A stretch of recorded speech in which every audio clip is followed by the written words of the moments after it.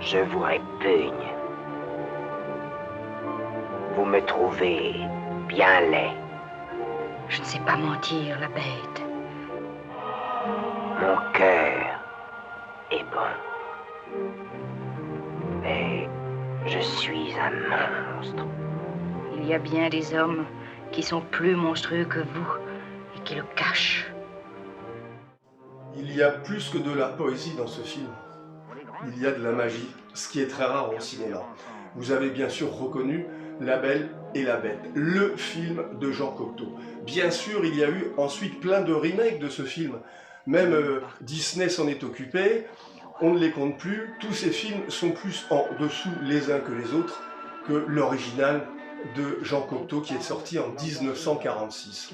C'est d'abord l'occasion de parler de Jean Cocteau. Jean Cocteau, c'est un génie créatif total. Il sait peindre, il sait dessiner, il sait écrire, il sait tourner des films, il sait écrire des poèmes, il sait tout faire. Et il a laissé une marque indélébile dans l'histoire de la culture française qui est encore très forte aujourd'hui.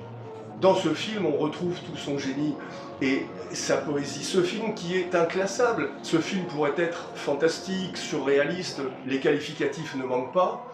C'est avant tout, je le redis, un film magique. Ce film est tiré d'un conte qui nous vient de la nuit des temps et dont la version la plus connue, celle qui a donné à Jean Cocteau l'idée de réaliser le film, c'est celle de Madame le Prince de Beaumont. Le tournage de ce film a été épique, on peut le dire.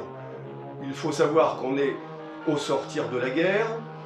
Les techniques du cinéma à l'époque ne sont pas celles d'aujourd'hui. L'histoire du tournage est particulièrement douloureuse. Jean Cocteau a fait subir un calvaire à Jean Marais en l'affublant tous les matins de ce masque de bête qui lui collait à la peau et qui demandait des heures de travail avant qu'il soit achevé pour aller tourner. Et à l'époque, les éclairages sur les plateaux de cinéma sont extrêmement violents. Il fait une chaleur insupportable, étouffante. Il n'y a pas les pellicules que l'on aura plus tard avec une sensibilité plus accrue. On ne tourne bien sûr pas encore au numérique, on en est loin. Bref, Jean Marais a souffert le martyre sous son déguisement de bête.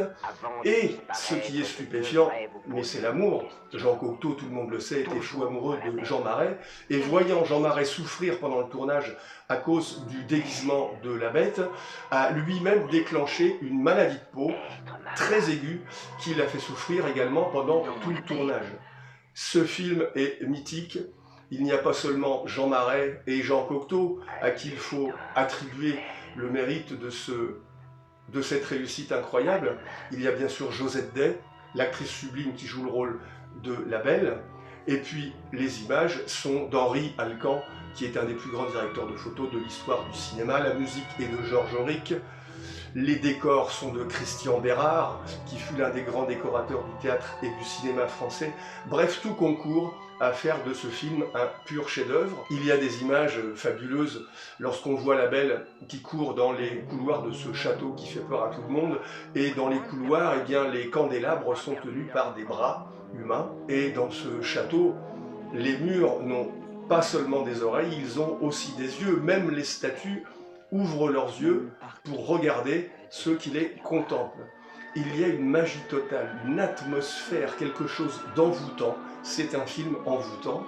Et cette magie, il fallait un magicien pour la mettre à l'écran. Je vous conseille vivement de voir ou de revoir La Belle et la Bête de Jean Cocteau, 1946.